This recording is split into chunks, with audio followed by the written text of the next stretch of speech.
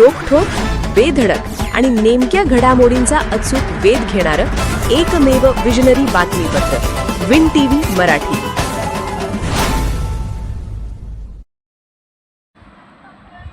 कोडोली उमेद अंतर्गत बचत गट बांधणी अभियानाला उत्स्फूर्त प्रतिसाद.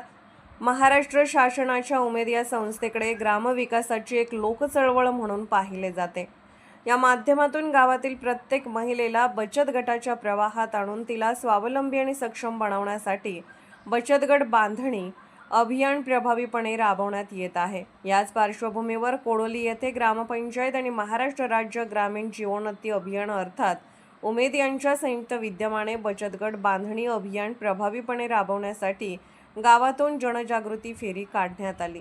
या प्रचार फेरीचा शुभारंभ सरपंच सुनीता केकरे व उपसरपंच डॉक्टर प्रशांत जमने यांच्या हस्ते करण्यात आला. यावेळी ग्रामसेवक जयवंत चव्हाण पाटील यांच्यासह ग्रामपंचायतीचे सदस्य, ग्रामस्थ आणि महिला मोठ्या संख्येने उपस्थित होत्या. बचत गट बांधणी अभियानाची माहिती देताना यशोदीप प्रभाग संघाच्या प्रभाग समन्वयक माधुरी मोरे यांनी गावातील प्रत्येक महिलेला बचत गटांच्या प्रवाहात आणून संपूर्ण गाव बचत गट युक्त करण्याचा मानस व्यक्त केला. यासाठी गावातील सर्व महिलांनी या अभियानात सक्रिय सहभाग घ्यावा असे आवाहन त्यांनी केले. चला एकत्र येऊया, बचत गटाची बांधणी करूया आणि प्रगतीचा मार्ग धरूया असा नारा देत मुख्य रस्त्यासह गल्ली बोळातून जनजागृती फेरी काढण्यात आली.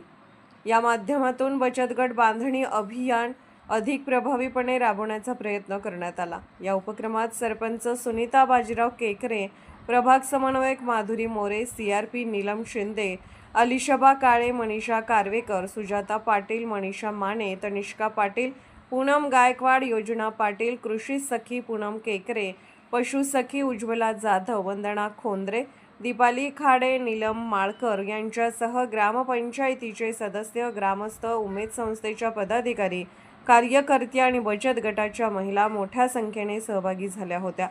विन टीव्ही मराठीसाठी वारणा नगरहून बाबासाहेब कावळे.